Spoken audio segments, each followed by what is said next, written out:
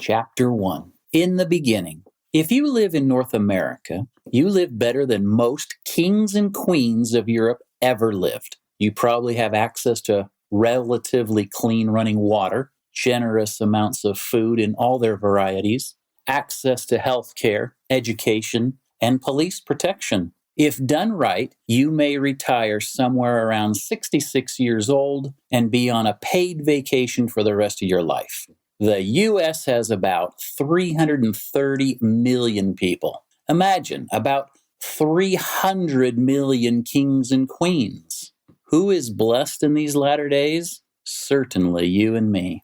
That being said, there are still billions of people who are not as richly blessed. The most effective way I know to correct many of the worldwide social problems we face today is to lift the standard of living of all God's children everywhere. Starving people destroy nature to eke out a living. Prosperous people are more concerned about Mother Earth and strive to conserve nature. Poverty, starvation, climate change, deforestation, wildfires, pollution, and other problems facing society are better corrected and maintained by increasing the standard of living for all of God's children. But you can't effectively help others until you have the resources to help yourself. Once you embark on improving your own life, then venture out to take on a social problem in your community.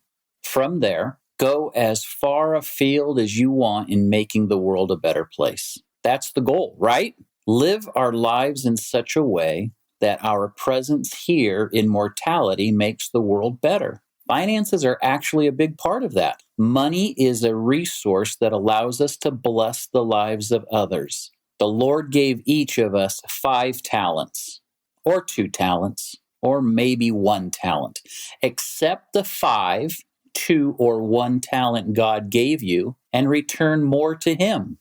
The way we do that is by managing our resources effectively. Lucky for us, God gave us principles that can be applied as easily to money as they can to our spiritual well-being. That is the goal over the next 200 plus pages, to get all of us to a firm understanding of how the gospel applies to our personal financial well-being.